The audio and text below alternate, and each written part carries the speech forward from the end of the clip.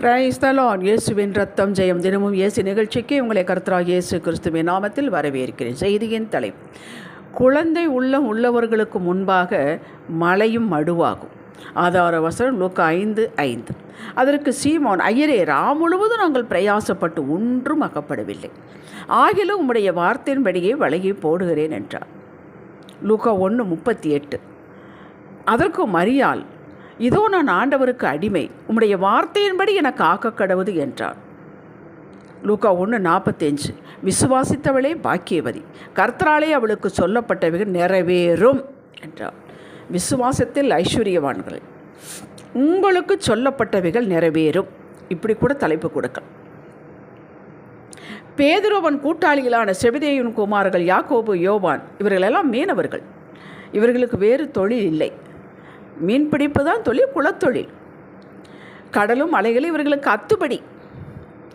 எத்தனையோ அனுபவங்கள் உண்டு, சாட்சிகள் உண்டு. அன்று கடற்கரை பக்கம் திரளான ஜன தேவ வசனத்தை கேட்கும்படி இயேசுவிடத்தில் வந்தார்கள். இதுதான் முதல் முறை அல்ல. அவருடைய உபதேசத்தை ஈர்க்கப்பட்டவர்களாக அந்த காலை நேரத்தில் கூடிவிட்டார்கள். இதையும் இந்த மீனவர்கள் கேள்விப்பட்டிருக்கக்கூடும், பார்த்திருக்கக்கூடும். முழுவதும் பிரயாசப்பட்டு ஒன்றும் அகப்படாததால் படவுகளை கரையிலே நிறுத்திவிட்டு வலைகளை அலசி கொண்டிருந்தார்கள். எப்போது வலைகளை அலசுவார்கள்? வேலை முடிந்தது, இனி அடுத்த கேட்ச்மெண்ட் தான். அலசி சுருட்டி படகில் வைத்து விடுவார்கள். முடிந்தது என்று, அவ்வளவுதான் என்று முடிவுரை கொடுத்துவிட்டு அலசி கொண்டிருந்தார்கள். இயேசு பேதுருவின் படவில் எரிசற்று தள்ளி விட கேட்டார். தள்ளி கொடுத்தார்கள். அதில் அமர்ந்து ஜனங்களுக்கு போதகம் பண்ணினார். பின் இதற்குள் இன்னும் நன்றாக விடிந்து வெளிச்சம் வந்திருக்கும். இயேசு பேதுருவை நோக்கி, ஆழத்திலே தள்ளி கொண்டு போய் மீன் பிடிக்கும்படி உங்கள் வலைகளை போடுங்கள் என்றார். அப்பொழுதுதான் மேற்கண்ட வசனத்தை அவன் சொன்னான்.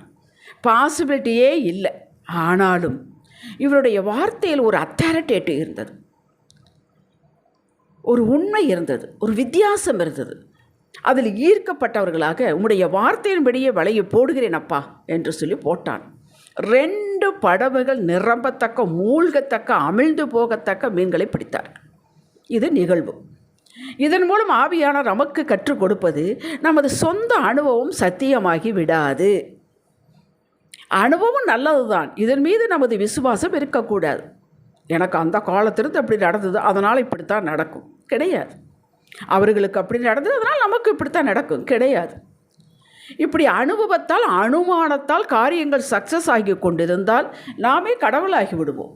நான் சொல்கிற செய்யுங்க, கரெக்டாக தான் இருக்கும். எத்தனை முறை சக்ஸஸ் ஆகி இருக்கிறது.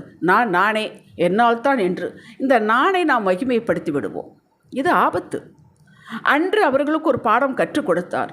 உங்கள் அனுபவத்தின் மீதோ உங்கள் ஞானத்தின் மீதோ விசுவாசம் வேண்டாம். இவைகள் அவசியம். இது தேவ கிருபையோடு இணையும் போது அவைகளை கணப்படும்.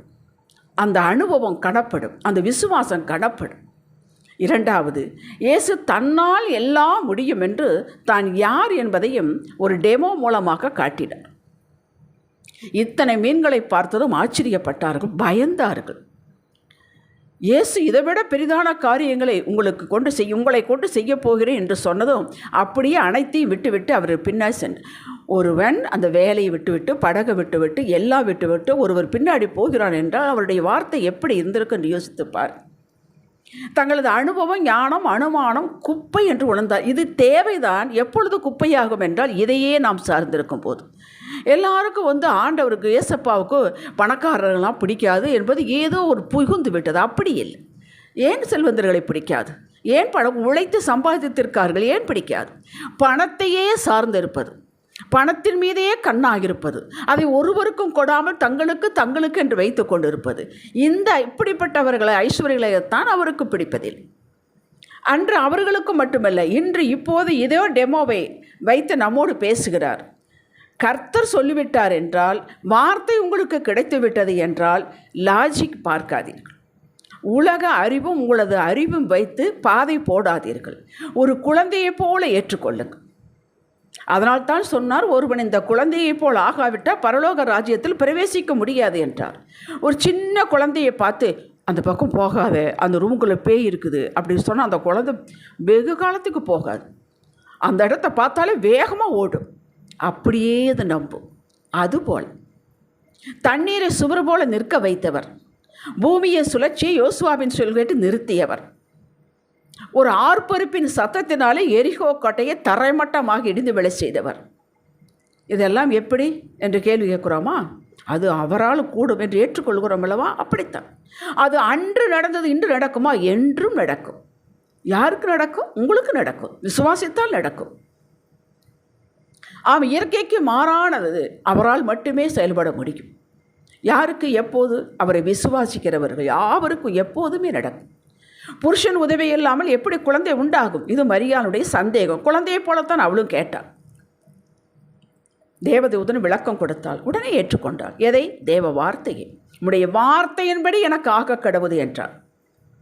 அந்த வார்த்தைக்கு யார் ஒருவர் கீழ்ப்படிந்து அந்த வார்த்தை அப்படியே சுதந்திரித்துக் கொள்கிறார்களோ, எனக்கு நடந்து விட்டது போல நினைக்கிறார்களோ, அவர்களுக்கு நிச்சயம் நடக்கும்.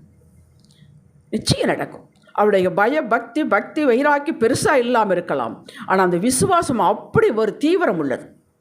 கேள்வி கேட்பாடு இல்லாமல் இந்த வார்த்தையை ஏற்றுக்கொண்டு எனக்கு நடக்கும், என் வாழ்வில் அற்புதங்கள் அதிசயங்கள் நடக்கும், அவராலே என்று என்னால் ஏதும் செய்ய இயலாது, ஆனால் அவர் துணை கொண்டு கிருபை கொண்டு என்னால் எல்லாம் செய்ய முடியும். இந்த சத்தியத்தை பிலிப்பியர் 4:13 சொல்வதை, என்னை பலப்படுத்துகிற கிறிஸ்துவினாலே எல்லாவற்றையும் செய்ய எனக்கு பலன் உண்டு.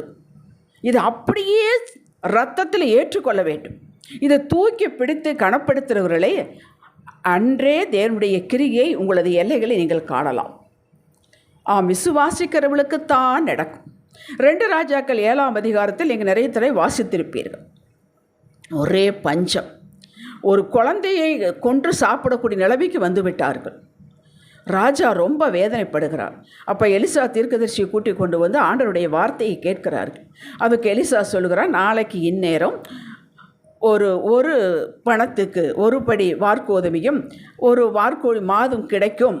நாளைக்கு நேரம் 24 hours. அது உடனே ராஜாவுடைய பிரதானி கேட்டு, இது வானத்தை திறந்தா கூட இப்படி நடக்காது என்ன? ஆண்டவருடைய வார்த்தை சொல்கிறது நாளைக்கு நேரம் இப்படி நடக்கும், இவ்வளவு தான் விற்கும் என்று உங்களுக்கு புரியும்படியாக சொல்கிறேன். 1 லிட்டர் பெட்ரோல் 10 ரூபாய், 1 லிட்டர் டீசல் 5 ரூபாய், 100 கிலோ அரிசி மூட்டை 10 ரூபாய். அப்படி சொன்னால் எப்படி இருக்குன்னு வச்சுப்பார் நாளைக்கு நேரம். ஆனால் ஆண்டவருடைய வார்த்தை எப்படி சொல்லுகிறது? இவனோ அப்படி சொல்லிவிட்டார். அதுக்கு எலிசா சொன்னார், நீ கண்ணில் பாப்பா, நான் சாப்பிட மாட்டேன். அதே மாதிரி நடந்தது. அதே மாதிரி மறுநாள் 24 hours அப்புறம் அப்படியே நடந்தது. அது எப்படி நடந்தது என்பதை எடுத்து வாசித்து பாருங்கள். எல்லாம் முடிந்து விட்டது, இனி கிடைக்காது என்பதை இப்போது கமா போட்டு அந்த ஃபுல் ஸ்டாப் எடுத்து விட்டு கமா போட்டு, தகப்பனே உம்மால் கூடு எல்லாம் கூடு, இதோ முடிந்தது என்பதை உம்முடைய பாதத்தில் வைக்கிறேன் என்று வைத்துவிட்டு அற்புதத்தை எதிர்பாருங்கள். உங்கள் வாழ்வில் பெரிய மாபெரும் திருப்புமுனை உண்டாகும். அதிசயத்தை காண்பீர்கள். ஏனென்றால் நம்முடைய தகப்பனுடைய பேரே அதிசயம். ஹல்லேலூயா. நீங்கள் அதிசயத்தினுடைய பிள்ளைகள். ஜெபிக்கலாம். தகப்பனே, உம்மால் ஆகாத காரியம் ஒன்றுமில்லை, இதெப்படி அதெப்படி என்ற கேள்விகளுக்கு இனி இடம் தர மாட்டோம். ஒருவரை தாழ்த்தி ஒருவரை உயர்த்துகிறவர் நீர். ஒருவரை கொல்லவும் உயிர்ப்பிக்கவும் உம்மால் ஆகும். உம்மால் எல்லாம் ஆகும். இதோ முற்றுப்புள்ளி வைத்த இந்த காரியங்களை உடைய கரத்தில் கொடுக்கிறோம். உயிர்ப்பிப்பீராகும். உம்மையும் முது வார்த்தையும் பிரிக்க முடியாது. முது வார்த்தையை கனப்படுத்துகிறவன் உம்மையே நம்பியிருக்கிறேன். ஆகையால் நீர் என்னை பூரண சமாதானத்தோடு காத்துக்கொள்வேன். யாருடைய கண்களும் பார்க்க அடியானை உயர்த்த போகிறதற்காக ஸ்தோத்திரம். இயேசுவின் நாமத்தில் பிதாவே, ஆமென். இன்றைய சிந்தனைக்கு அவருடைய வார்த்தை அப்படியே இருதயத்தில் வைத்து தியானிப்பேன். எனக்கு நடக்கும், என் வாழ்வில் நடக்கும். ஆமென். அல்லேலூயா.